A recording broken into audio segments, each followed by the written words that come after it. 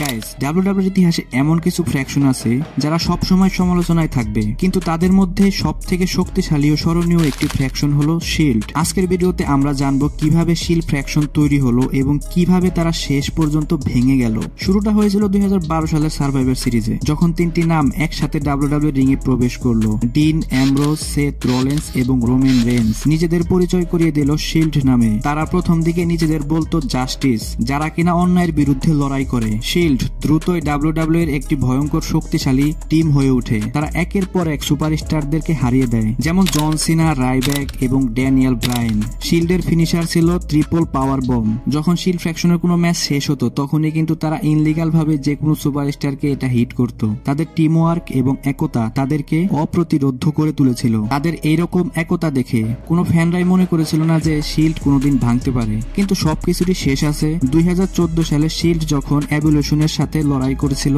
তখনই তাদের মধ্যে ভেতর থেকে ফাটল দেখা যায়। বিশেষ করে সেথ রলিন্সের আচরণে পরিবর্তন লক্ষ্য করা যায়। ফ্যানরা তখনও জানতো না যে শিল্ডের মধ্যে ভাঙনের সূচনা হয়েছে। ফাইনাল ব্রেকিং পয়েন্ট আসে 2014 সালের জুন মাসে, যখন সেথ রলিন্স ট্রিপল এইচ এর নির্দেশে ডিন অ্যামব্রোস ও রোমান রেইন্সের উপর আক্রমণ করে। সেথ রলিন্সের এই বেইমানি ছিল শিল্ডের জন্য শেষ পেরেক। এই আঘাতের পর শিল্ড কখনো আর একসাথে ফিরতে পারেনি এবং সেখানেই শেষ হয়ে যায় ইতিহাসের সবথেকে শক্তিশালী একটা ফ্র্যাকশনের গল্প। শিল্ডের যাত্রা ছিল অবিশ্বাস্য, কিন্তু শেষটা ছিল অনেকটা হৃদয় বিদারক। বন্ধুদের মতোই তারা একসাথে শুরু করেছিল, কিন্তু শেষ পর্যন্ত বেইমানির কারণে তাদের বিচ্ছেদ ঘটে। আজকের ভিডিও যদি ভালো লেগে থাকে অবশ্যই লাইক, কমেন্ট এবং চ্যানেলটা সাবস্ক্রাইব করতে ভুলবেন না। এবং কি শিল্ডের কোন মোমেন্টটা আপনার এখনো মনে আছে তা অবশ্যই কমেন্ট করে জানান।